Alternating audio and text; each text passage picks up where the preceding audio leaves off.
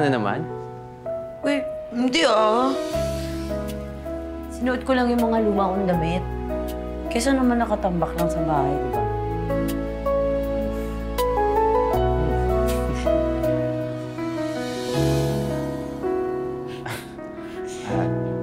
Tara.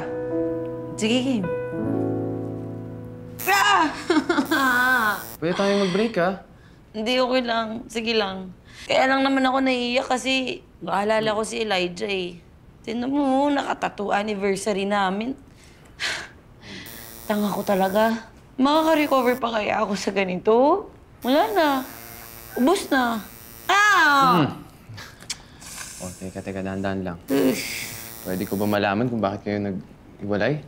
Sa babae. Saan pa ba? Ewan ko ba dun? Siguro dahil rakista siya. Tapos daming babaeng nakasunod sa kanya. Ganun, kinukulit siya. Eh yun, bumigay siya sa tukso. Hindi ka mahal nun. Aray! Sorry, dahan-dahan lang, ha? Hindi yan. Yung sinasabi mo, mas masakit pa kaysa sa tattoo eh. Totoo naman yun eh. Kung talagang mahal ka niya, kahit nakapalibot pa ang 100 babae dyan, loyal yun. Oo na. Tanga na ako. Sige na. Hindi ka tanga. Mas tanga nga siya eh. Kasi hindi na siya makakaranas ng totoong pagmamahal gaya ng binigay mo.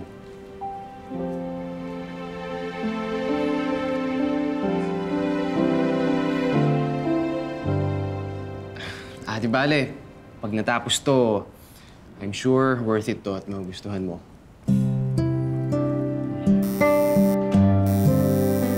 Okay na. Saka na yung iba, no? Oo, sa susunod na session natin. Ay, teka. Thank you. Amin na isa mong kamay. Uy, bakit? Hindi naman ako magpatato. Sa amin na. Para sa'yo. Wow. Para sa'yo. Freebie ko sa mga nagpapagawa sa akin dito. So, binibigyan mo lahat nito? Hindi naman lahat. Para sa mga special clients lang. Special ako? Actually, ikaw pa nga lang nabibigyan ko niyan eh. Thank you, Cal. Thank you din, Zoe.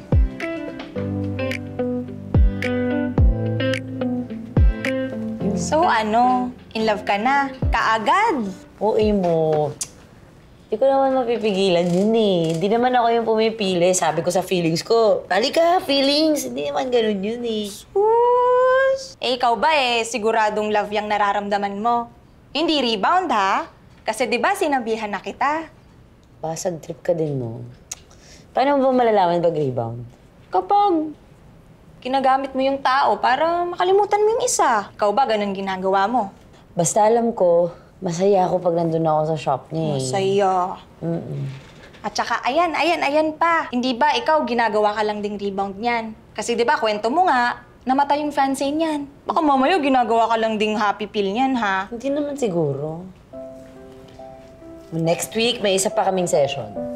Kakausapin ko siya dun. Mabuti pa nga. Kasi alam mo, kung gagawin nyo lang rebound yung isa't isa, tigilan mo yan. Magkakasakitan lang kayo. Ayusin mo yung mga desisyon mo sa buhay.